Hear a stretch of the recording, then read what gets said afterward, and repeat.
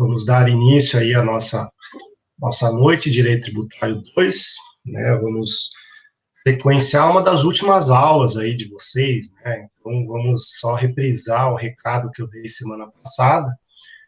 Semana que vem, vocês todos aí estão envolvidos, né, com a apresentação de TCC, né? Então, vocês têm aí, cada um tem seu dia, cada um tem seu agendamento, cada um tem seu assunto, né? A maioria de vocês aí sobre direito penal e tudo mais, mas enfim, vocês vão estar semana que vem inteira aí dedicados a essa monografia, essa apresentação, cada um no seu dia. O que acontece? Eu não vou dar aula na semana que vem, né? Não vou fazer aí conteúdo, nem atividade de frequência, nem nada. Vou deixar vocês se dedicando aí a essas apresentações, tá? Então, semana que vem não teremos aula.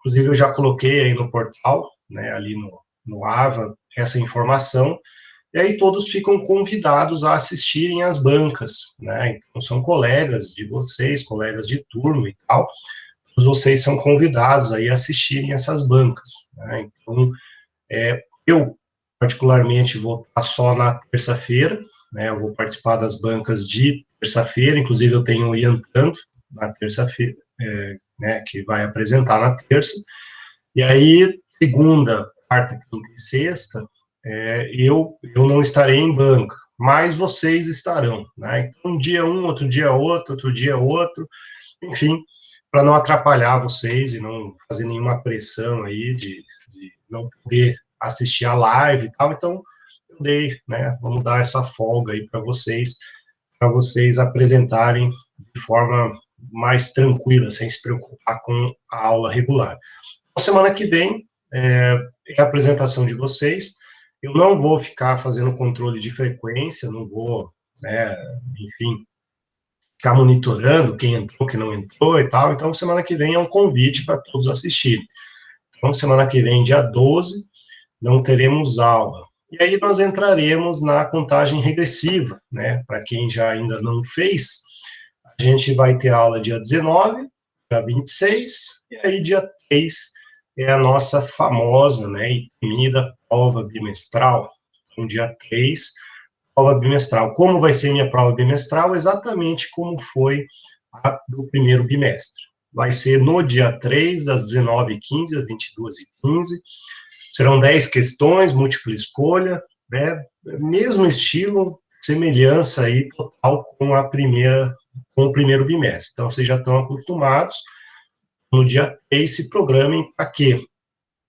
Para vocês estarem num ambiente mais reservado e para vocês, né, estarem na frente aí de um computador, né? A gente sabe que no celular acaba sendo um pouco mais limitado aí o acesso, a manipulação e tudo das informações, então se programem aí para dia 3 de dezembro fazer essa prova, das 19h15 às 22h15, como foi a primeiro bimestre, né? Vocês vão ter no dia da aula de vocês as 3 horas aí para resolver as 10 questões. A prova vale 60, o resto dos pontos vem das atividades de frequência, inclusive, né, se vocês entrarem ali no portal do aluno, já está liberado para vocês, inclusive a Maíra já fez e já acertou a sua resposta, né? Então, aí o exercício para vocês resolverem vale a presença e vale como aquela fração de nota que, somados todos, vale 40 pontos, né? Então,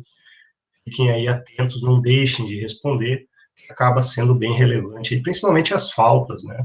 Eu sei que os 5 que estão aí na sala são os 5 que nem precisariam estar ouvindo isso, né? Mas tem muita gente aí pendurada por falta, e vai ser uma desagradável surpresa, né? Quando eu for lançar essas faltas lá no final do mês, que reprovar alguém no 10º período, ou no 9º que seja, né? Mas no 10º, por falta, né? Então e sempre tem.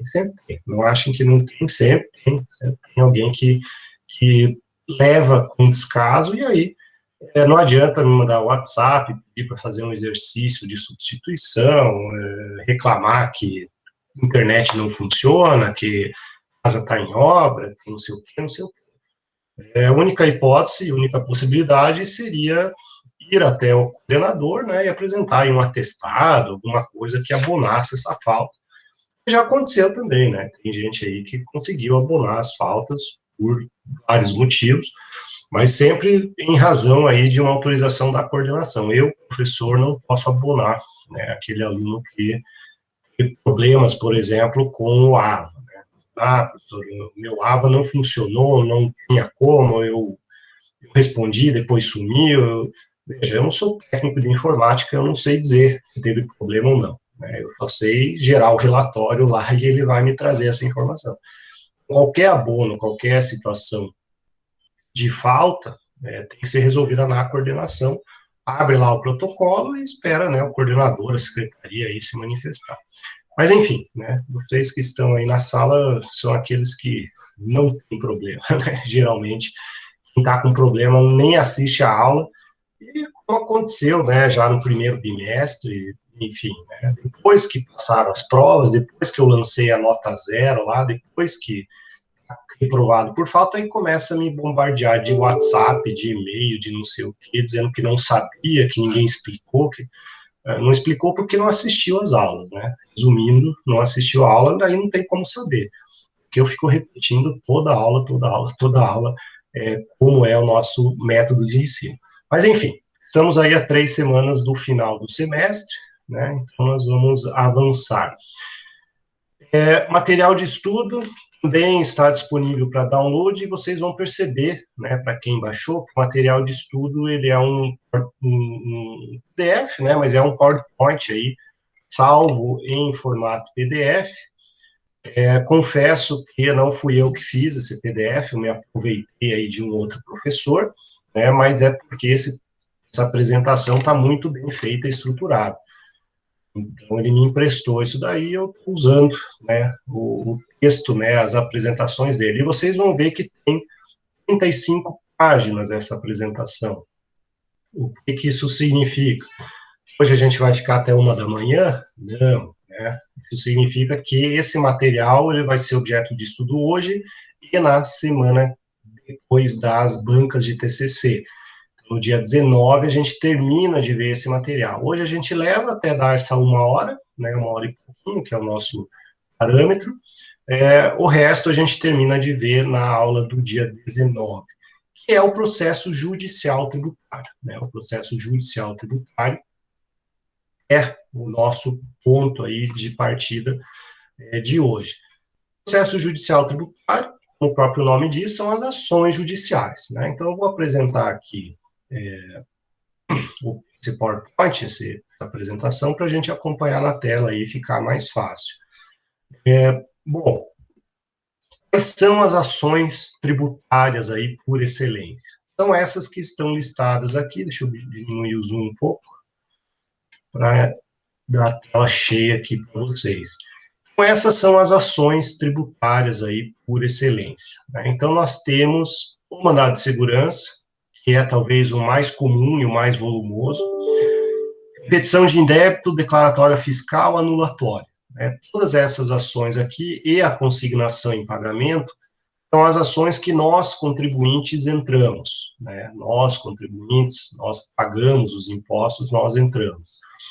Ou seja, são as ações anti-exacionais, né? São as ações contra a intenção do fisco de cobrar ou pagar tributos.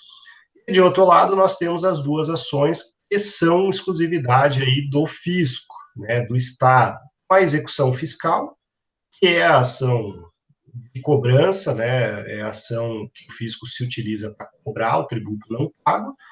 Existe uma medida cautelar fiscal, processo cautelar fiscal, que é uma medida aí cautelatória do fisco, a ele, por exemplo, bloquear o patrimônio de alguém primeiro, né, ou impedir uma situação aí que cause, né, um rombo nas contas públicas, enfim, ele tem essa medida cautelar fiscal aí, como forma de se impor, né, em algumas situações a gente vai ver e vai falar sobre todas elas. Então, o que é a aula de hoje e do dia 19?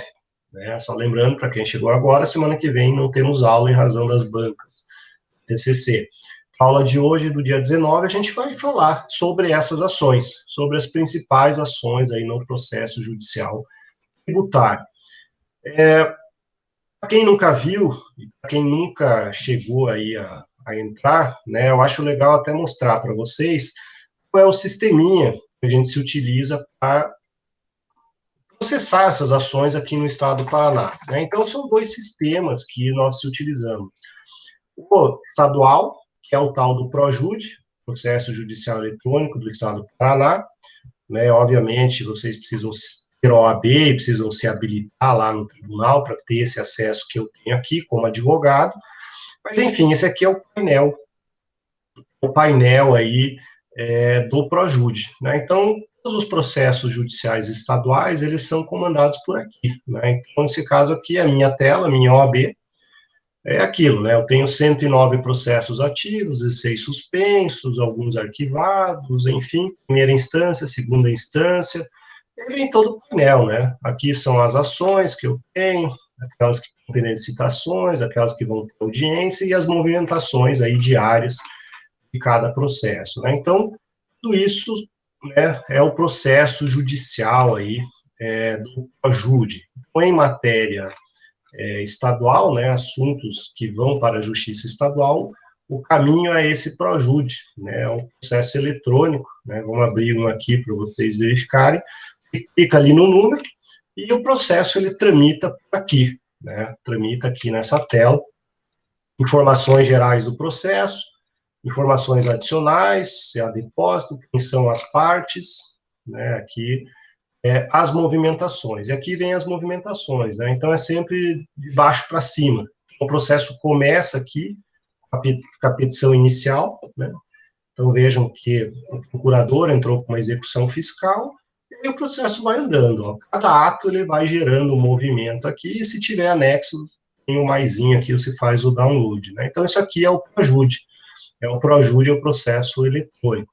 Se eu quiser peticionar esse processo, como é que eu faço? Eu venho aqui, petição eletrônica, né, e aí faço todo o cadastro e anexo, né, o anexo, faço assinatura digital. Assinatura digital exige certificado digital.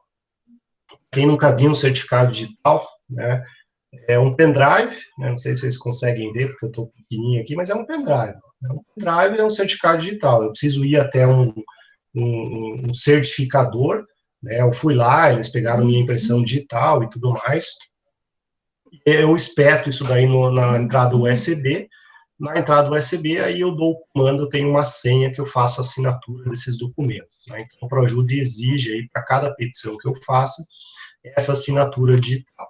Aqui é âmbito estadual, e aí nós temos todos aqueles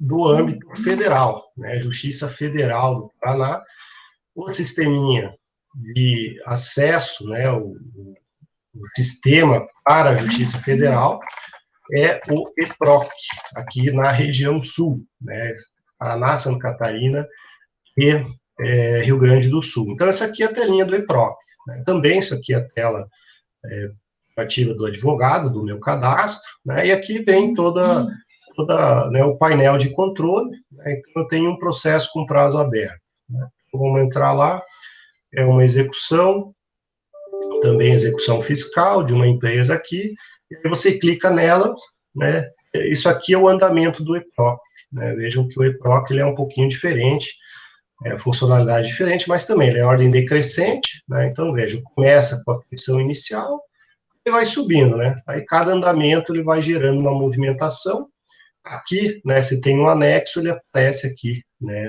sublinhado para você abrir. Então, isso daqui é o processo federal, né, a Justiça Federal do Estado do Paraná.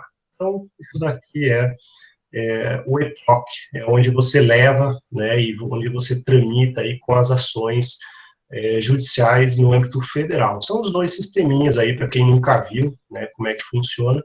Também, tudo eletrônico, você não precisa mais papel original nenhum, né, você quer peticionar alguma coisa aqui, você simplesmente vai, né, e movimenta, peticiona aqui, você anexa o arquivo PDF e vai digital. Então, vejam que hoje em dia, escritório de advocacia não precisa mais papel, principalmente para quem atua só no âmbito judicial, é tudo eletrônico, né? Então vem cliente, né? Eu recebo cliente, ele vem com um monte de papel, eu olho aquilo e falo, não quero nada disso, me digitalize que depois eu toco o processo, porque é tudo eletrônico, né? Não tem nada em papel aqui, a não ser, né, algumas situações específicas, né? Vou dar um exemplo, uma ação de erro médico em que você precisa mostrar para o juiz um exame de raio-x, né? Você quer anexar isso.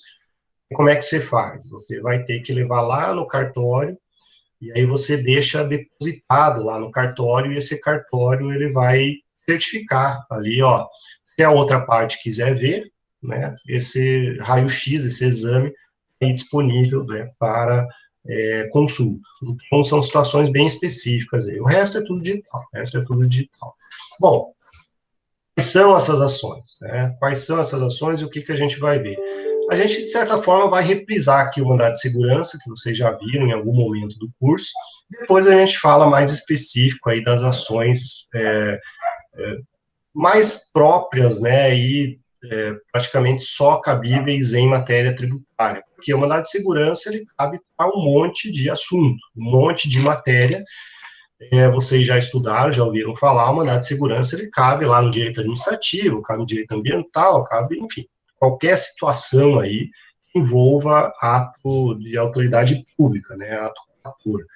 Mas, enfim, né, para a gente reprisar aqui em matéria tributária, como é uma reprise, como é uma, né, acaba sendo aí uma recordação para vocês, né, eu vou falando de certa forma mais rápido, né, eu não vou me ater né, não vou ficar explicando todos os detalhes do mandado de segurança, que pressupõe que vocês já tiverem em algum momento. O mandado de segurança tem previsão constitucional, né, previsão constitucional Constituição de 88, muito embora, né, esse remédio constitucional esteja previsto aí no nosso ordenamento desde 1891, né, desde a Constituição de 1891, ou seja, a primeira Constituição republicana, né, do Brasil, havia previsão, aí ele veio no de 34 e na Constituição de 46 também, e foi revigorado aí na Constituição de 88 e bem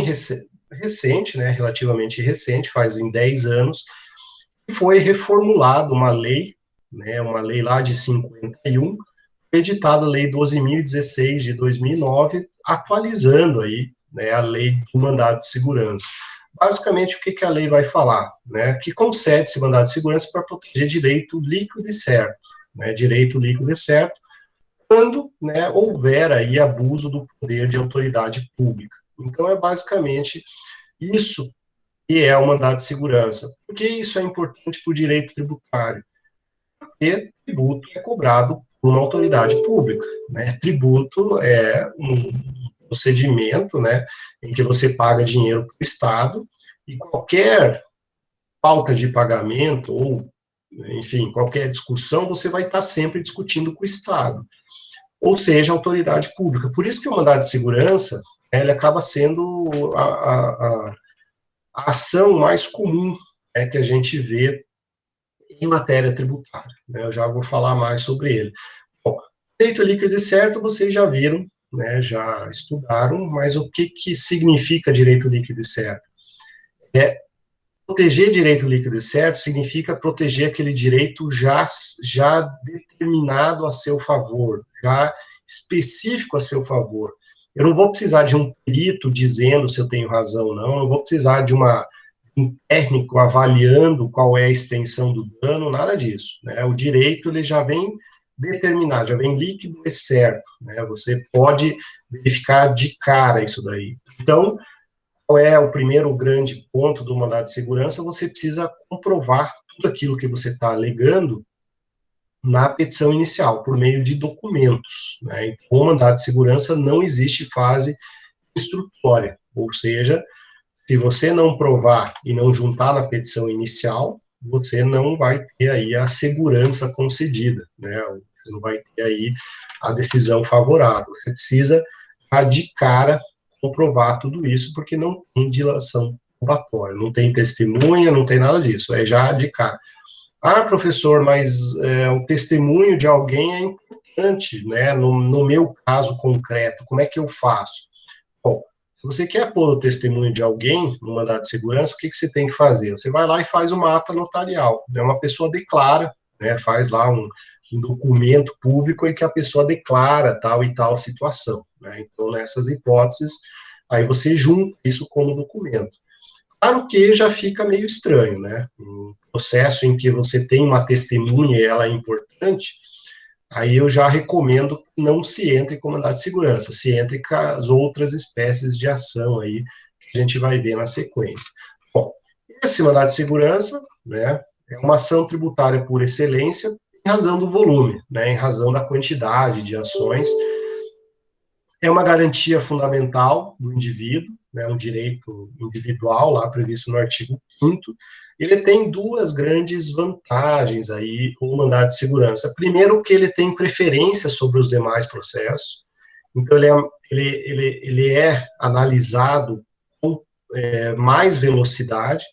Além de ele ser analisado com mais velocidade, ele é um rito absolutamente célere, ele é rápido. Por quê? Basicamente, qual é a tramitação desse mandado de segurança? Você entra com a ação, se tiver um pedido liminar, aí o juiz vai apreciar e tudo mais, ok.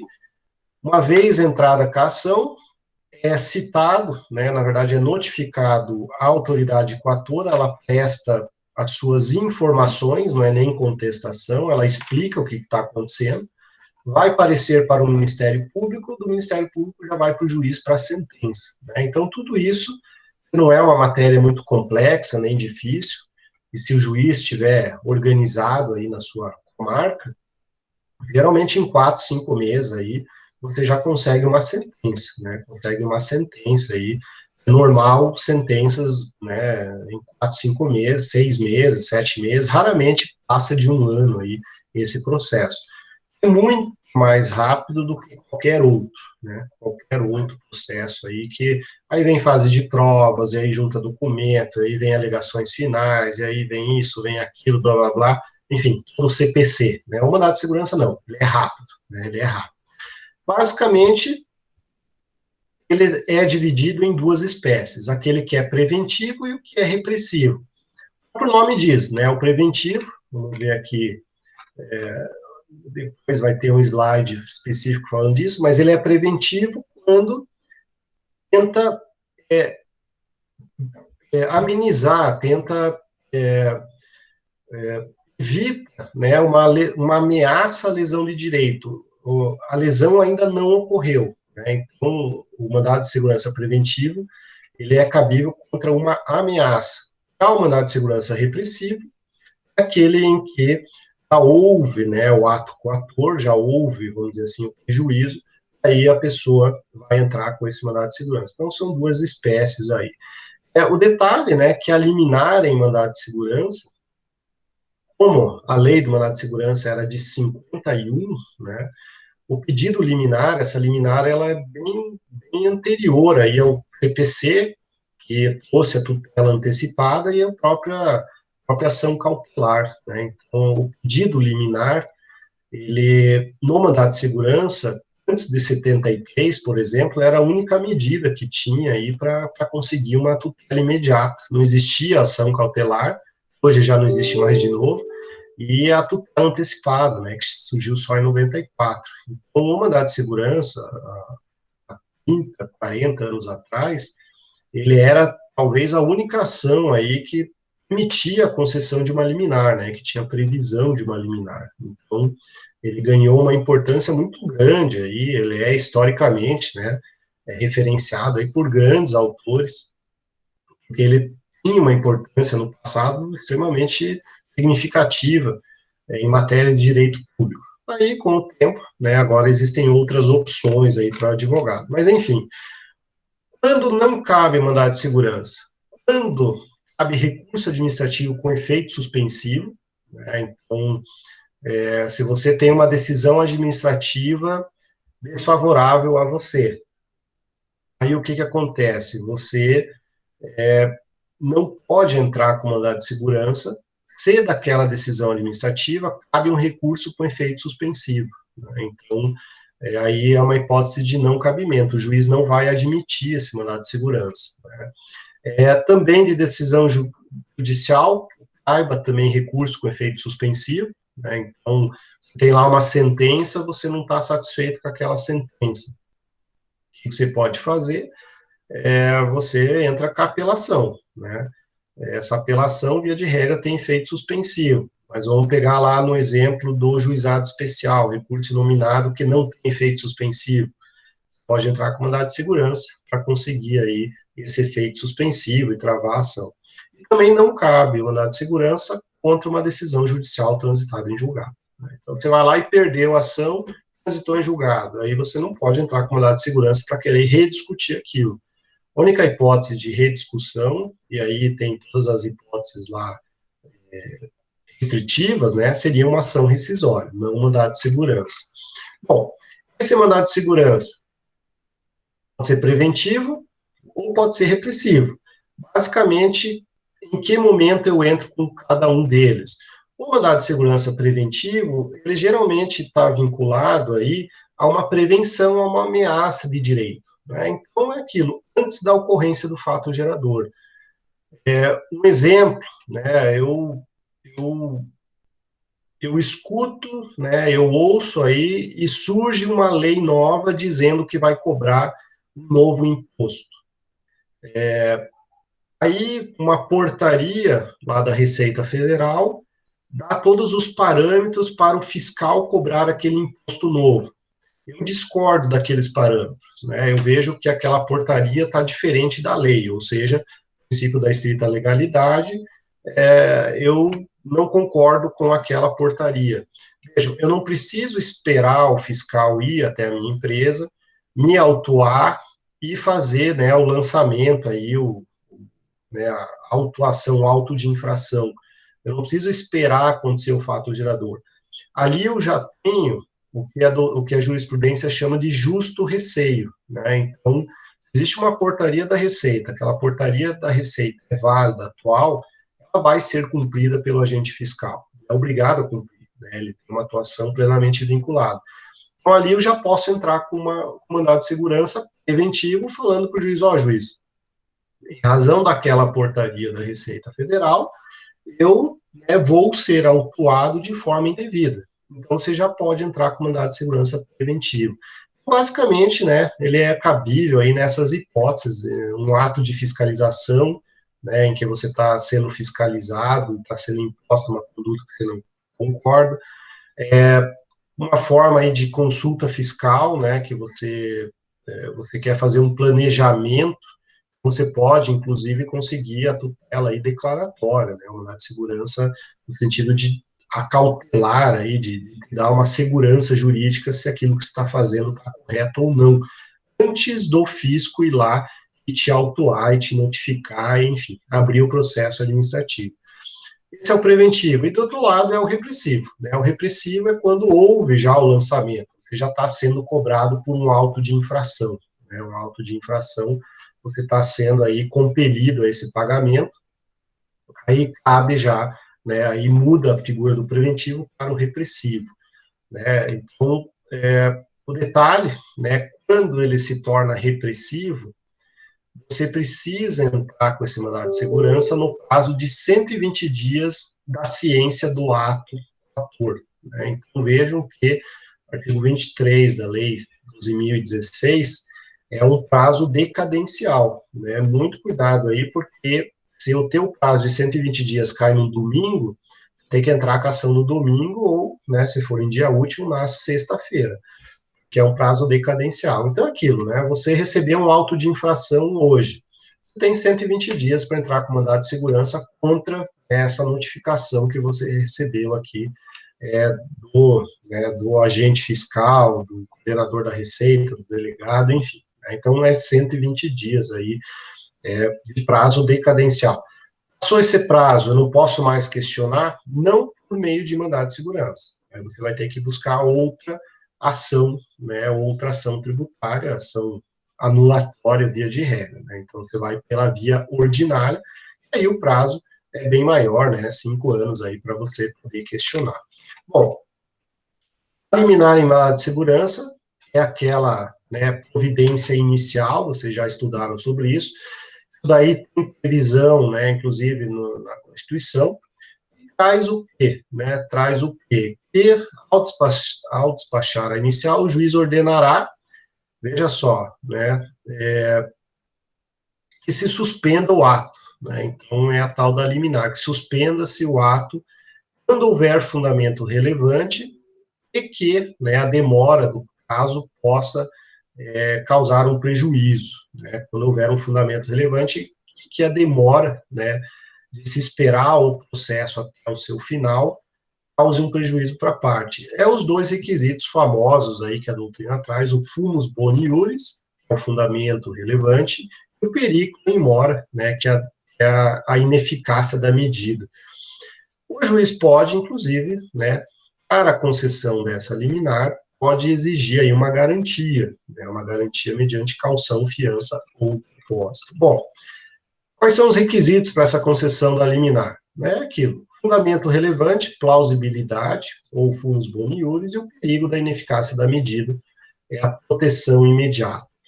Uma vez comprovados esses dois elementos, o juiz deve conceder a liminar, né?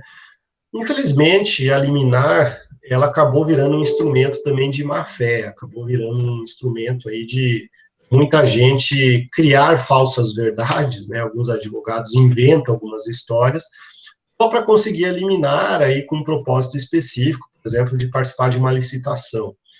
Os juízes, de modo geral, eles têm andado aí com bastante cautela com a concessão da liminar. Então, na prática, o que está acontecendo hoje em dia?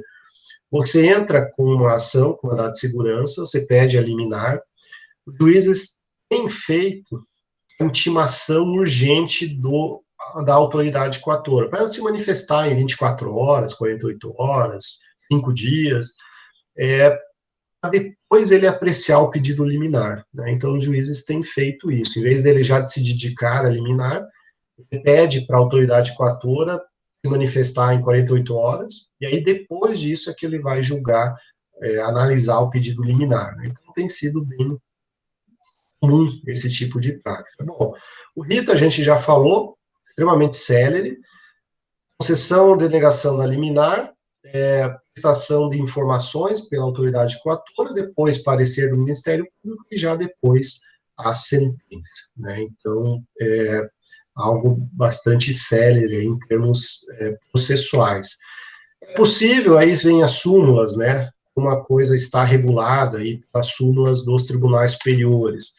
Primeiro, é possível você pleitear compensação em mandado de segurança.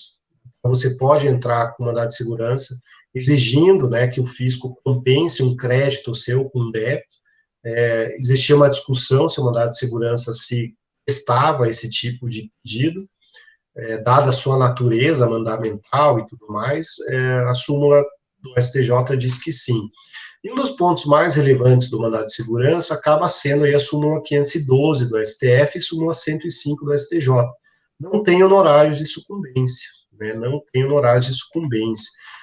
Então, geralmente, quando o teu direito é difícil, né? Quando a tese não é lá das melhores, mas você tem fundamento, quando o valor da causa é bastante alto, né? É muito comum a gente optar pelo mandado de segurança. Por quê? Como o valor da causa é alto e a tese não é lá das melhores, né, ou talvez não seja majoritária, se você entrar e perder, pelo menos você não tem um prejuízo para o teu cliente, que é a sucumbência, né, porque não há condenação de honorário. Isso é importante para o cliente e para nós advogados, né, então não condicione, né, e não fique pensando, puxa vida, chegou um empresário aqui que quer que eu questione um débito de 2 milhões de reais, né?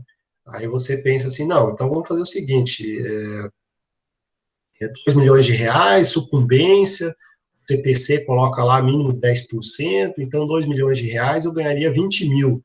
Então vamos fazer assim, vamos trabalhar no risco, né? Eu entro com a ação para você, e como eu tenho a sucumbência, eu ganho aqueles 10% lá que o juiz me deu. Você não vai ganhar, porque no mandado de segurança não cabe honorários.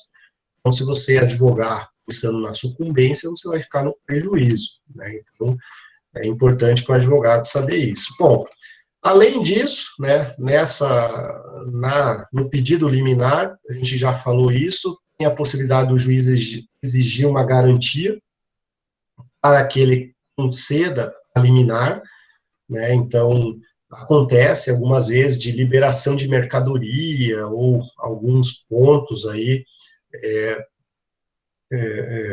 em que a liminar acaba sendo satisfativa, né, você consegue a liminar, tá bom, né, a liminar já é suficiente, você nem precisaria mais prosseguir com a ação. O juiz pode, em algumas situações, pedir aí a caução. Isso aqui foi questionado, né, aquela ideia de que você não pode ser compelido a garantir um débito para conseguir aí a sua tutela, né, conseguir aí o feito suspensivo, conseguir eliminar. Foi questionado na ADIM, mas o STF aí, o STJ, enfim,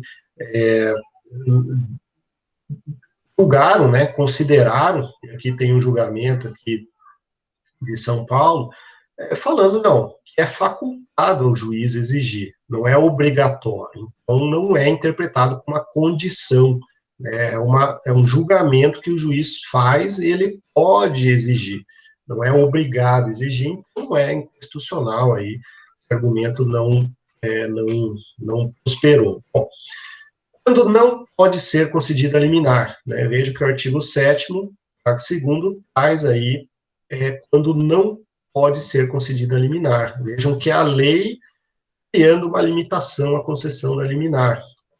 Quando tem por objeto a compensação de créditos tributários, aquilo a gente já viu a súmula lá atrás, 213, que o mandado de segurança pode pedir a compensação de créditos tributários. Só que isso não pode ser concedido de maneira liminar, só pode ser reconhecido no mérito, lá em sentença. Né? Então, compensação de créditos tributários, entrega de mercadorias, né, de bens provenientes do exterior. Então, isso era muito comum, né, a mercadoria ficava presa na alfândega, você entrava com uma liminar e liberava a mercadoria. Veja, a hora que você liberou a mercadoria, se você ganha ou perde o mandado de segurança, já não faz mais muita importância, porque a mercadoria já foi para a linha de produção, já foi para o mercado e tal. Então, a lei veio e vetou, né, ela proibiu essa questão de entrega de mercadorias de maneira liminar, em sentença, sim. Ou a reclassificação, né, equiparação aí de servidores públicos, né, então aqui é específico aí uma ação lá do direito administrativo. Bom, compensação de créditos tributários, né, aqui, na verdade, aqui esse slide ele só vem explicando aí, né, que o que é, né, esses elementos que se mencionou ali em cima. A compensação de créditos tributários, né, tem previsão no CTN 170A, falando aí que é proibida a compensação, desde que haja aí, né, uma lei específica. E aí veio o 170A, né, que foi adicionado ao CTN, falando que é vedada a compensação mediante aproveitamento de tributo, objeto de contestação judicial antes do trânsito em julgado. Né? Então vejam que o 170A corrobora aqui a lei do mandado de segurança. E outra questão, né, a entrega de mercadorias provenientes do exterior. Esse dispositivo também foi questionado por uma ADIM, mas essa ADIM não teve êxito. O que se falou, né? Se falou assim, olha, pera lá, mas a lei do mandado de segurança, ela não pode excluir do Poder Judiciário qualquer lesão ou ameaça de direito. Então, né, não poderia limitar aí a atuação do Poder Judiciário. Só que, né, esse dispositivo questionado aí por meio da DIN, ele não prosperou, considerou válido aí que essa entrega de mercadorias não possa ser objeto de liminar. Por quê? Porque é uma liminar, não é uma sentença, né? A lei não está proibindo a decisão favorável de mérito, está impedindo só a liberação liminar. Enfim, são as discussões aí sobre mandado de segurança. Então, esse é o mandado de segurança, né? Um mandado de segurança específico aí, um olhar mais voltado para o direito tributário. É a primeira grande ação, né, o primeiro elemento aí que a gente vê na aula de hoje. Segunda grande ação, né, segunda ação aí que é comum em direito tributário? A ação declaratória. Como o próprio nome diz, é para declarar, e aí é uma ação do contribuinte, né, para declarar que não se quer pagar um determinado tributo ou se quer pagar um tributo a menor, né. Então vejam que o objetivo aí é conseguir uma declaração do judiciário no sentido de se eu devo ou não se submeter a tal regime tributário, né, a tal tributo ou não. Então, vejam que, como é uma ação declaratória, ela é como se fosse um mandado de segurança preventivo, né, só que é uma ação ordinária. Ou seja, ela é ajuizada antes da ocorrência do evento tributário, antes do fato gerador. Eu quero que o juiz me dê uma espécie de salvo-conduto, né, falando que eu sou imune, por exemplo, ao pagamento de tal imposto. Né? Então, veja, eu não estou questionando a cobrança do ano de 2018, não. Estou pedindo para o judiciário me declarar imune conforme os termos da lei tal, tal e tal. Isso pode, porque está lá no CPC, né? Então, o próprio CPC diz que, né, uma ação judicial, né, ela pode se limitar a declarar o direito do autor. Bom, essa ação declaratória é uma ação ordinária, ela tramita pelo CPC, não tem nenhum segredo, não tem nada diferente de qualquer ação lá do CPC. Inclusive, né, e ressaltando, acho que eu também não falei, não existe um código de processo tributário. O direito tributário se apropria da lei do mandado de segurança e do Código de Processo Civil. Então, nós não temos uma lei judicial, né, uma lei para o processo judicial. Se aproveita do CPC. Então, essa ação declaratória, ação anulatória, que a gente vai ver mais para frente, ou repetição de indébito, elas são um rito ordinário do CPC. Né? Então, é aquilo: petição inicial, contestação, impugnação, fase de provas, aí prova pode ser testemunha, documento, perícia, tal. Aí vem alegações finais e aí a sentença, né? O rito normal aí de qualquer ação no CPC. Mas, enfim, temos o autor, né, o sujeito passivo, o réu, né, o sujeito ativo, aí, aquele que cobraria aquele tributo. A causa de pedir é a relação jurídica tributária e a causa de pedir próxima, né, é uma incerteza, uma dúvida. O Poder Judiciário, ele não é um órgão consultivo, né, então você tem que demonstrar um conflito, você tem que demonstrar aí uma divergência para ele poder julgar. Mas, enfim, né, confere uma sentença, né, e o efeito dessa sentença é inter partes, né, nós não estamos tratando aqui de ação coletiva, nem nada disso, e essa sentença, ela acaba fazendo aí lei entre as partes, ou seja, tem uma norma individual e concreta aí de natureza proibitiva, vai impedir que o fisco faça a cobrança daquele tributo, né, nada de segredo aí, próprio da natureza da ação declaratória. Bom, o efeito, aí a gente tem na ação declaratória a antecipação de tutela, né, então antecipação de tutela é o nome correto aí que se pede, né, a tutela provisória de urgência em caráter antecedente, né, a nova redação do CPC, o CPC atual. Basicamente, a antecipação da tutela faz os efeitos aí da liminar lá no mandado de segurança, né, então é mais ou menos a mesma história do que eu falei. Quais são os requisitos? Primeiro que eu tenho que pedir, né, o juiz não pode me conceder de ofício, assim como no mandado de segurança. Eu preciso ter elementos suficientes, né, eu preciso ter uma prova e a minha tese tem que ser fundada e deve ter uma probabilidade de ganho daquela tese, e aí eu preciso demonstrar, né, para o juiz que caso não seja concedida a tutela antecipada, né, o meu direito ele pode se perder aí no decurso do prazo, ou ser irreversível, né, então, um exemplo lá das mercadorias, né, se eu não liberar logo a mercadoria, eu vou perder essa mercadoria, porque é um produto com prazo de validade curto, né, veja, justificando, né, olha, se eu não conseguir logo essa liberação, eu vou perder a mercadoria, né, então é um exemplo aí de dano irreparável que isso pode acontecer. Bom, a eficácia da sentença declaratória, Aí o entendimento do STJ,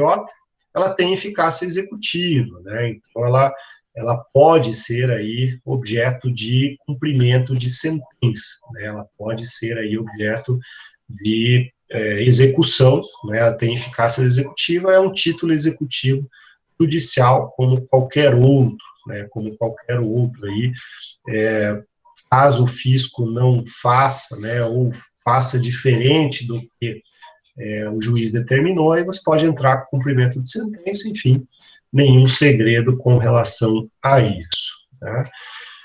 Bom, ação anulatória, né? Ação anulatória já é um passo adiante, já é um passo mais avançado aí com relação à ação declaratória, porque a ação anulatória, ela cabe, o próprio nome diz, né, para anular aí algo que foi feito pelo fisco em termos de cobrança. Então, a ação anulatória, ela sempre vem trazer, né, no seu conceito, a desconstituição de um lançamento, né, a desconstituição de um lançamento. Porque se você quer anular alguma coisa, precisa ter, alguma coisa já precisa ter sido formalizada. E em termos tributários, né, como é que se formaliza, como é que se constitui o crédito tributário? Por meio do lançamento. É quando já houve o lançamento, quando já houve aí uma decisão administrativa, né, que é o ato do lançamento, lhe impondo, né, uma exação, lhe impondo uma cobrança. Né? Então, essa ação anulatória é, né, o caminho para você anular. Vejam, quando que eu vou pela ação declaratória ou anulatória ao invés do mandado de segurança? Geralmente quando você precisa de uma fase instrutória. Né? Então, quando que eu vou para o mandado de segurança ao invés da ação declaratória, que seria um mandado de segurança preventivo, de uma ação anulatória, né, no caráter aí repressivo? Quando eu preciso de uma dilação probatória. Né? Quando eu tenho tudo prontinho, tudo arrumado, toda a documentação correta, eu vou pelo mandado de segurança. Né? Eu vou pelo mandado de segurança, é o caminho mais rápido e ainda não tem o risco da sucumbência. Né? Quando que eu vou pelo caminho da ação ordinária? Quando eu preciso de uma prova, quando eu preciso de uma cópia de processo, quando eu preciso de uma perícia, quando eu preciso aí de um ofício para algum órgão, quando eu preciso de um levantamento contábil, tudo isso demanda prova. Então, você vai por onde? Vai por meio aí do caminho da ação anulatória ou declaratória. Né? Então, são as duas possibilidades aí. Bom, também cabe na anulatória, exatamente aí como a declaratória, o pedido de antecipação da tutela. Né? Mesmos requisitos, mesma coisa aí do que a gente já falou. Bom, ação anulatória, sujeito passivo, né? Lembrem que da declaratória é o pretenso sujeito passivo da relação jurídica tributária, né? Ou seja, você tem receio de que vai ser cobrado daquele jeito. Aqui você já foi cobrado, então aqui você já é o sujeito passivo, você é autor. E o réu é o Estado, né? O sujeito ativo lá do crédito tributário. Bom, o que que você pede, né? Aqui, causa de pedir é relação jurídica tributária e a causa de pedir próxima é qualquer aí situação que possa comprometer, né, o ato do lançamento. Bom, o que você pede? Você pede aí para se desconstituir esse lançamento, essa autuação, né? Essa autuação é próprio, né, da ideia da ação anulatória. Bom, essa anulatória tem um caráter diferente da declaratória, porque, vejam, a declaratória, você ingressa para evitar uma futura cobrança. Então, você não sabe exatamente qual é o valor que vai ser cobrado, você não sabe exatamente a que meses vai ser cobrado, você quer um salvo-conduto, né, ação declaratória. Agora, a ação anulatória, você já foi cobrado, você já tem aí uma cobrança a seu desfavor. Então, você já sabe o valor, já sabe a quantidade, já sabe tudo isso. Então, é normal que em ação anulatória a gente proceda com o depósito do valor em juízo. Quando que eu peço o depósito do valor em juízo? Veja, Aí aquela coisa, raciocínio lógico, né? Veja, artigo 151 do CTN me dá uma série de hipóteses que eu suspendo a exigibilidade do crédito tributário. Uma delas é a tutela antecipada. Então, o que a gente acaba fazendo aí na prática? A gente fala assim, juiz, me conceda a tutela antecipada para suspender a exigibilidade. É uma hipótese lá do CTN. E aí tem uma segunda hipótese, é o depósito integral. O depósito integral não depende de autorização do juiz. Né? O depósito integral é uma prerrogativa nossa, como contribuinte, de fazê-lo, e automaticamente suspende lá a exigibilidade. Então, o que é comum a gente fazer em ação anulatória? A gente pede a tutela antecipada, né, sem depósito. E aí a gente faz um pedido alternativo. A gente fala assim, ó, juiz, se você não conceder a tutela antecipada, em razão dos requisitos da tutela antecipada, eu me disponho a fazer o depósito integral e esse sim, conforme o artigo 151 do CTN, esse sim vai ser suficiente para a suspensão da exigibilidade. Então, a gente faz um pedido alternativo. Né? Se você não me der a liminar, a tutela antecipada, eu me disponho a fazer o depósito integral. E aí a gente suspende, né? Aí a gente suspende a exigibilidade do crédito tributário. Né? Então, vejam que esse depósito integral, ele faz aí, tem um efeito, né, de interromper aí os juros de mora e correção monetária. Então, vamos imaginar que eu entrei com a ação anulatória, eu fiz o depósito integral, suspendeu a exigibilidade. Né? Ótimo. Eu depositei o valor integral. Isso vai ser julgado daqui a 3 anos, vem a decisão final de mérito. Daqui a 3 anos, se eu não tiver a interrupção dos juros de mora e correção monetária, aquele depósito que eu fiz, ele vai ser muito menor do que o valor da dívida. Por quê? O depósito judicial, ele é atualizado pela poupança. Já o tributo, né, ele, conforme a lei, aí ele é atualizado diferente, mas enfim, via de regra é a Selic, mais juros de 1% ao mês, mais uma multa de tantos por cento. Veja, né, a correção monetária e a incidência de juros do tributo é muito maior do que um depósito em poupança. Ou seja, se não houvesse essa interrupção aqui, lá no final do processo ia ter que depositar mais um monte de valor para pagar aquele tributo. Então, aí, né, esse depósito aqui, ele tem esse efeito, implica na interrupção na incidência dos juros de mora e correção e implica automaticamente aí na suspensão da exigibilidade do crédito tributário. Inclusive, né, existe uma súmula vinculante falando que é inconstitucional exigir o depósito prévio como requisito para admitir ação judicial. Né? Então, vejam, é muito diferente o juiz condicionar a suspensão da exigibilidade, o juiz condicionar o depósito como requisito para receber a ação judicial. Né? Então, vejam que são coisas diferentes e não devem ser confundidas. Para fins de suspensão da exigibilidade, o juiz pode sim condicionar, né, ou falar assim, ó, eu não vou conceder a tutela antecipada, mas se você quiser depositar, prerrogativa sua, esse depósito suspende a exigibilidade.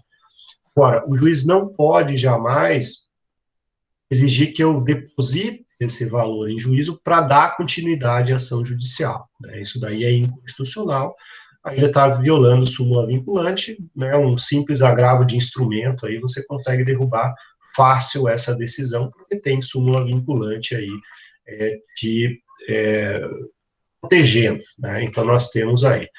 Bom, avançando, ação de consignação e pagamento. Né? A ação de consignação e pagamento acaba, né, surgindo aí na hipótese do artigo 164 do CTN, que é muito parecido com a lógica lá do Código Civil, né, que tem também lá a ação de consignação de pagamento. Vejam, é aquela hipótese de recusa de recebimento, né, em que a autoridade se recusa a receber, mas você sabe que deve pagar, ou, né, que a autoridade está impondo alguma condição para o pagamento. Né? Então, ela subordina o recebimento do tributo ao cumprimento de outras coisas, sem fundamento legal, né? Então, é aquilo, você quer pagar o imposto de 2020, que está atrasado, e aí você chega lá na prefeitura e fala assim, mas você também tem 2018 e 2019 em atraso. Aí você fala assim, bom, mas eu só quero pagar o de 2020, não quero pagar o 18 e 19. Aí eles falam assim, não, você não pode, você só pode pagar, ou paga tudo ou não paga nada. Eles podem fazer isso? Não, não pode. Então, qual é a alternativa que você tem? Entrar com uma consignação em pagamento, né? Falando assim, olha, eu fui lá, tentei pagar só 2020, a prefeitura não aceitou. Então, eu estou depositando isso em juízo, e aí tem o mesmo, né, a mesma lógica lá do Código Civil. Aí, estando o valor de acordo e correto, eu sou liberado aí da obrigação, né? Então, basicamente, né, esse sujeito passivo é aquele que é o titular da competência tributária, então a União, Estados e Municípios, é o sujeito passivo. Quando existe uma recusa de recebimento em razão de divergência de valores, preciso depositar o valor com o maior valor, né? Eu tenho uma discussão e eu quero pagar 10, mas eles estão me cobrando 20. Eu preciso depositar os 20 aí para ter esse, né, para discutir. Aí o excesso, se for julgado, ele acaba sendo restituído, né? Você restitui aí a ação no final. E no caso de tributos pagos mensalmente, vai ser feito o depósito mensalmente, né? Então, bom, aqui vem as hipóteses, né? Todas aquelas em que a gente mencionou no artigo 164, então falando rapidinho, recusa no recebimento, subordinação do recebimento a pagamento de outro tributo ou pagamento de uma multa, né? Subordinação do recebimento ao cumprimento de outras exigências administrativas ou exigência de tributo idêntico com a mesma hipótese de incidência por duas pessoas de direito público distintas, né? Então, é aquela hipótese em que eu sei que eu tenho que pagar o ISS, mas eu não sei se eu tenho que pagar para Curitiba ou para Campo Largo, porque a minha empresa é de Campo Largo, mas eu prestei o serviço em Curitiba. Ok, de repente eu recebo uma notificação de Campo Largo e uma de Curitiba, e agora? Para quem eu pago? Né? Veja, eu sei que eu tenho que pagar, mas eu também não quero pagar duas vezes. Então, você vai lá e consigna em juízo, uma ação de consignação em pagamento em juízo. Bom, quais são os efeitos aí dessa sentença? Né? Julgando procedente, ou seja, eu tenho razão, aquele valor que eu depositei é convertido em renda e extingue aí, né, a obrigação tributária. Se eu perder, cobra-se aquele valor, mas acrescido de juros de mora, né, só que sem as multas, né, sem as penalidades cabíveis. Então, é só corrigido, sem aplicação de outra multa. A sentença vale como título executivo, né, só que o fisco não pode utilizar-se do valor do depósito, né, então ele precisa aí seguir de acordo com o 64, parágrafo 2º, julgada procedente a consignação, blá, blá, blá, e julgada improcedente a consignação, no todo empate, cobra-se o crédito acrescido de juros de mora, sem prejuízo das penalidades. Né? Então, está aqui o complemento do que foi dito aquilo. Bom, um detalhe, né? Apesar da redação aqui do 642, né, a jurisprudência reconhece que esse valor, se eu perder a ação, esse valor que eu depositei, ele pode ser convertido em favor do fisco, né? Então, ele converte em valor do fisco, e a diferença é cobrada, né? Então, o fisco cobra a diferença com essa limitação aí da multa. Bom, repetição do indébito e as outras ações, né? A gente está aqui no slide 20, de 35, então a gente está na metade, para não falar mais correndo ainda do que eu já estou, né, e para vocês não se perderem, vamos deixar aí para as outras ações para a próxima aula. Na próxima aula, a gente fala da repetição de indébito, né, e aí depois das ações aí do fisco, né, execução fiscal, essa sim a gente vai falar com mais calma, e aí o processo cautelar fiscal, só mencionar aí para que ele se presta. Então, a execução fiscal a gente vai se ocupar aí, pelo menos metade da próxima aula. Aí que vem o ponto, né? A grande vantagem, se é que tem alguma vantagem, daqueles que fazem prova da OAB na segunda fase em direito tributário. Por que a grande vantagem? Vejam que numa prova da OAB, segunda fase, quais ações podem cair? Essas aqui, né? Basicamente essas daqui. Não tem mais do que isso. Não tem mais do que isso. Ainda, né, execução fiscal e processo cautelar fiscal são ações da Procuradoria, ou seja, são ações que não são privativas de advogado. Isso significa que essas duas também não caem. No máximo que caiam embargos à execução, ou exceção de pré-executividade. Então, assim, a gente tem um rol aqui, no máximo, né, 1, 2, 3, 4, embargos ou uma exceção, 5, 6, 7 ações. Então, numa prova de OAB, segunda fase em direito tributário, você vai ter aí 7 ações possíveis dentro da matéria tributária, né? Então, em termos processuais, né, a prova da OAB em direito tributário ela é mais tranquila. O que é mais difícil, o que acaba assustando todo mundo, é o direito material, né? Tudo aquilo que a gente já viu aí ao longo do curso. Mas, enfim, né, então a aula de hoje a gente encerra, né, aqui no slide 20, e aí na aula que vem a gente volta falando da repetição de indébito, né, repetição de indébito, aquilo, né, o que é repetição de débito? É recuperar o que pagou a maior, né, então é sobre isso que a gente fala a partir da aula, não semana que vem, né, semana que vem vocês não terão aula, terão bancas dia 19, dia 19 a gente volta falando aí desse assunto. Bom, pessoal, basicamente é isso. Não sei se tem alguma dúvida, alguma questão, né? Eu fico à disposição. Se não tiver, não esqueçam de responder a questão, não esqueçam aí de né, a atividade de frequência, e semana que vem não temos aula, semana que vem a banca de TCC, e aí a gente se encontra dia 19, né? Dia 19, na última aula, para quem está no 10º período do curso, né? E para quem está no 9º, última aula do semestre. Tá bom, pessoal? Então, agradeço aí a paciência, agradeço aí a compreensão, obrigado aí pela participação de todos, né? Pela presença das 10 pessoas que estão aí. E semana que vem a gente volta aí, tá bom? Um grande abraço. Valeu.